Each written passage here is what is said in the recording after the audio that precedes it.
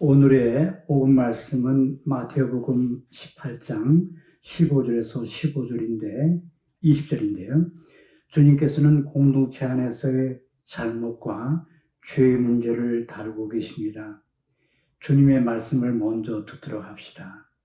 네 형제가 나에게 죄를 짓거든 가서 단둘이 만나 그를 타일러라. 그가 네 말을 들으면 네가 그 사람을 얻은 것이다. 그러나 그가 네 말을 듣지 않거든 한 사람이나 두 사람을 더 데리고 가거라. 모든 일을 둘이나 세 증인의 말로 확정지어야 하기 때문이다. 그가 그들의 말을 들으려 하지 않거든 교회에 알려라. 교회의 말도 들으려고 하지 않거든 그를 다른 민족 사람이나 세리처럼 여겨라. 다른 형제의 잘못과 죄를 알아차린 형제는 첫 단계를 밟아야 합니다. 구약 성경에는 이런 계명이 있습니다. 형제를 미워하는 마음을 품지 마라. 이웃의 잘못을 서슴지 말고 타일러 주어라. 그래야 그 죄에 대한 책임을 벗는다. 레위기 말씀입니다. 이 말씀처럼 1차적인 단계는 개별적으로 타일러 주는 것입니다. 그런데 타일러 줌에 있어서 조심해야 할 것은 상대방의 행위가 정말로 잘못이나 죄가 되는지를 신중한 자세로 판단하는 일입니다. 일회성이고 중대한 잘못이나 죄가 아니라면 변화를 좀 기다려줄 필요가 있습니다. 그리고 상대방의 잘못과 죄가 크고 그대로 두면은 자신만이 아니라 다른 이들도 해를 입을 수 있다고 판단이 들고 염려가 될 때에는 타일러 주되 역시 조심스럽고 겸손한 자세로 해야 합니다. 이렇게 해서 상대방의 명예가 손상되지 않게 해야 합니다. 제가 아는 가정의 가장인 형제가 저에게 고백하는 심정으로 말한 적이 있습니다. 자신이 스스로 완벽주의자라고 생각해서 가족들에게 특히 아내에게 너무 쉽게 너무 자주 지적하거나 화를 내는 일이 많았다고 합니다. 자기 딴에는 가족들을 좀 고쳐보려고 훈계하려는 취지로 했는데 특히 아내에게 상처를 주는 것을 깨닫지 못했다고 합니다. 그런데 어느 날 큰딸아이가 단둘이 있게 되는 순간이 왔을 때 생글생글 웃으면서 와서 아빠가 좀 참아주면 좋겠어. 너무 자주 지적하고 화를 너무 자주 내. 나는 그런 대로 아빠를 이해하려고 노력하는데 엄마가 상처를 많이 받고 있어. 아빠가 알다시피 엄마가 참을성이 많아서 그냥 견디고 있어. 아빠가 좀 참아주고 더 많이 웃고 이해심 좀 더 가져줘. 이렇게 말하는 것이었습니다. 이 순간 내가 너무했구나 하는 마음이 들어 그때부터는 자신이 지적하고 화내는 것을 많이 줄이게 되었고 특히 나이 60을 넘긴 아내에게 미안한 마음이 크고 지금도 미안한 마음을 갖고 있다고 말해 주었습니다. 이 형제는 자기 결점을 보지 않고 가족들 결점만 보다 보니까 자주 지적하고 화를 내는 그 남편, 아버지가 되었다는 것을 알게 된 것입니다. 만약 첫 번째 단계가 성공하면 그것은 아주 훌륭한 그 성과가 되는 것이죠. 만일 상대방이 인내롭게 들어주고 자기에게 베풀어진 도움을 받아들이며 자진해서 저지른 잘못과 죄를 지적받기를 거부하지 않는다면은 자신이 저지른 잘못과 죄를 지적받기를 거부하지 않는다면 정말 모든 것을 얻게 되는 것입니다. 이래서 그 잘못한 형제는 죄 지은 형제는 다시 한번 형제가 되고 공동체에 속하게 됩니다.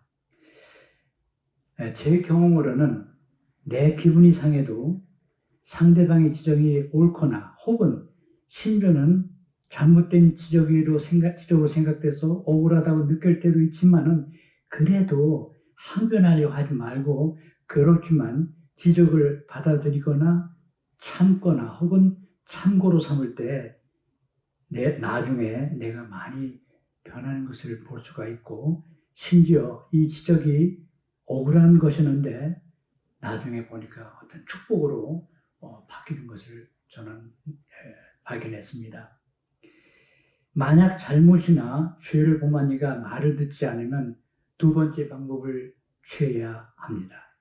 구약의 규율에 따르면 신명기에 나옵니다. 규율에 따르면 증인은 두 사람이나 세 사람에 의하여 확인될 때에만 법적으로 유효합니다. 여기서는 충고를 강조하기 위해서 또 최후의 비상수단을 늦추기 위해서 법적인 절차라는 그런 요소를 사용하고 있습니다. 두 사람이나 세 사람이 함께 사실을 증언하고 잘못과 죄를 범한 형제가 회개하도록 촉구해야 합니다. 제가 아는 제 선배 신자 중에 한 분이 법무부 장관을 역임한 분이 있는데 제가 볼 때 아주 법학자 같은 실력을 지닌 분입니다. 이분에 의하면은 미국에서 형사재판 때 많이 사용하고 또 우리나라에서도 부분적으로 사용하는 배심원제도, 이 배심원제도가 사실은 우리 카톨릭 교회에서 왔다고 말해 주었습니다.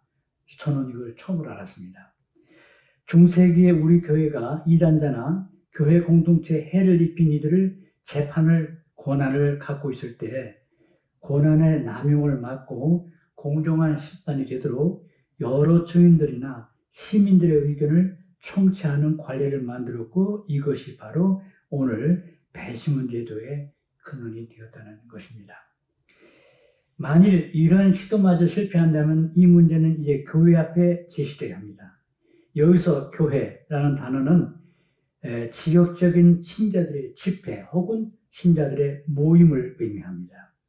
이제 이 문제는 공적인 것이 되어서 회중의 심판대 앞에 놓이게 됩니다. 회개할 마지막 기회가 되는 것이죠. 만일 이 기회가 지나면 이 문제는 그것으로 끝장이 납니다. 이 경우에도 잘못이나 죄를 범한 사람이 이러한 충고를 배척할 수 있는 가능성이 있습니다. 충고를 배척한 이후에 그의 상태는 교회 공동체 사람들로부터 이방인이나 세리처럼 간주되는 것입니다. 잘못과 죄를 범한 형제에 대한 이런 명령은 가혹하게 들리는데 죄에 떨어져서 계속 그러한 상태를 고집하는 신자는 스스로 교회를 떠나서 결별을 구하는 것입니다. 교회와의 유대 관계는 형제들이 할 수 있는 모든 일을 다 할 때까지는 단절되지 말아야 하고 또 단절되지 않을 것입니다. 내가 진실로 너에게 말한다. 너희가 무엇이든지 땅에서 매면 하늘에서도 매여 있을 것이고 너희가 무엇이든지 땅에서 풀면 하늘에서도 풀릴 것이다. 이 말씀에 의하면 회개하지 않고 죄의 상태를 끝까지 고집하는 이들은 교회가 신자로서의 신분을 박탈하는 판결을 낼 수 있다는 것이 드러납니다. 주님의 이 말씀은 주님께서 베드로 사도에게 주신 다음의 약속과 아주 비슷합니다.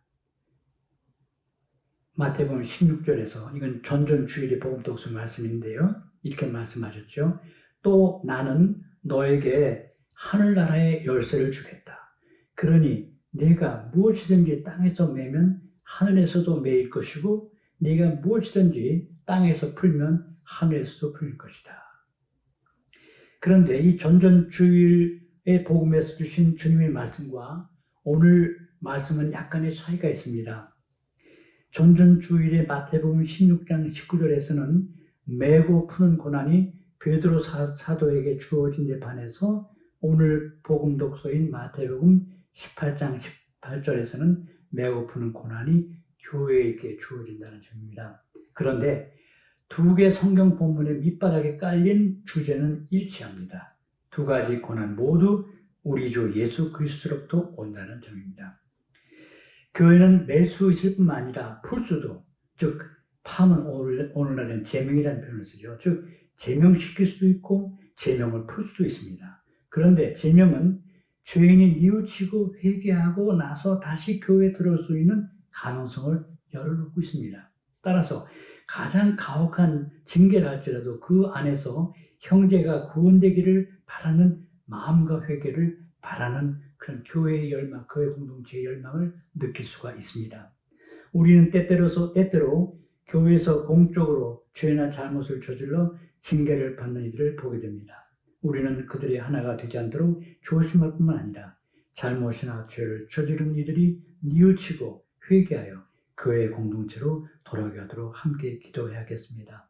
형제 자매 여러분, 코로나19가 아마도 상당 기간 지속될 것 같은데 우리 각자 국민의 한 사람으로서 힘들지만 방역 지침을 충실히 지켜 이 전염병에 감염되지 않도록 또 다른 일도 감염되지 않게 서로가 주의를 해서 노력을 하도록 합시다. 그리고 이 전염병의 종식을 위해 기도드리고 이 전염병과 정말 사투를 벌이는 질병본부의 공무원들과 모든 의료진들에게 감사한 마음을 갖고 이들이 위험에 쉽게 노출될 수 있는 분들이기 때문에 이분들의 건강을 위해서도 우리 함께 기도하도록 합시다. 잠깐 묵상하도록 합시다.